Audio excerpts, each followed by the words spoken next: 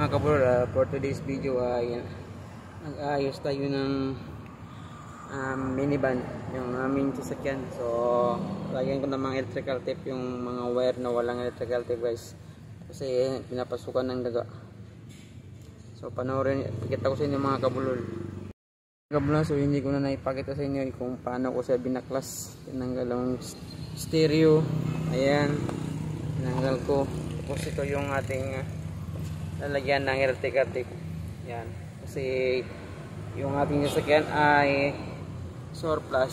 So hindi na lagyan ng electrical tape. Sa siguro yung nag-convert siguro hindi na siguro nalagyan. Sobrang nagmamadali siguro, no?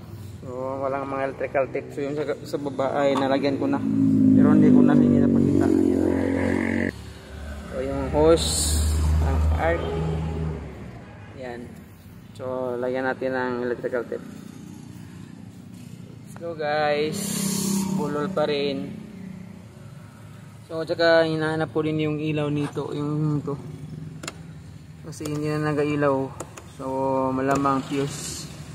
So i-tester natin mamaya, no, test valve, or ihanapin natin yung fuse nito.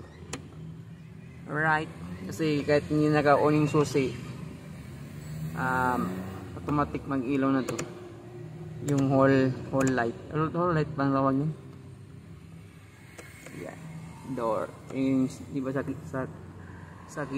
gitna is door, off, on, di ba? Pag sa door, pag i-open mo yung pinto ng sasakyan ay automatic mag-ilaw.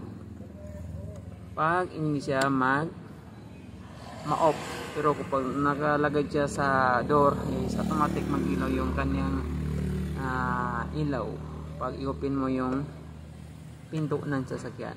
Let's go guys. So, ayan na guys, lagyan natin ng electrical tape. Ayan Jimis, may kausap ako. Ayan, naglalagyan natin ng electrical tape. Binabalutan natin ng electrical tape yung mga wirings, kasi hindi nakabalot. Pagkapasukan ng daga ay kainin. So may cause na mag-ground. Yun na.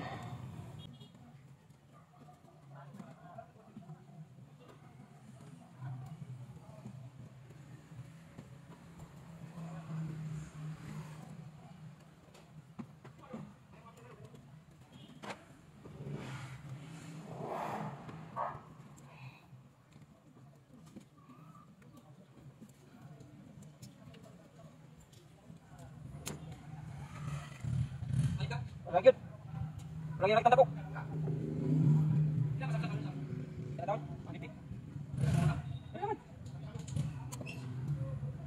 So ayan na guys, so tapos na natin ibalik lahat yung kanyang cover. So ayan, naayos na natin yung ilaw, pinalitan ng fuse. Ayan, may ilaw na siya. Kaya na walang ilaw, ngayon may ilaw na siya guys. So pinalitan ng fuse, sana hindi na mapunir ang fuse.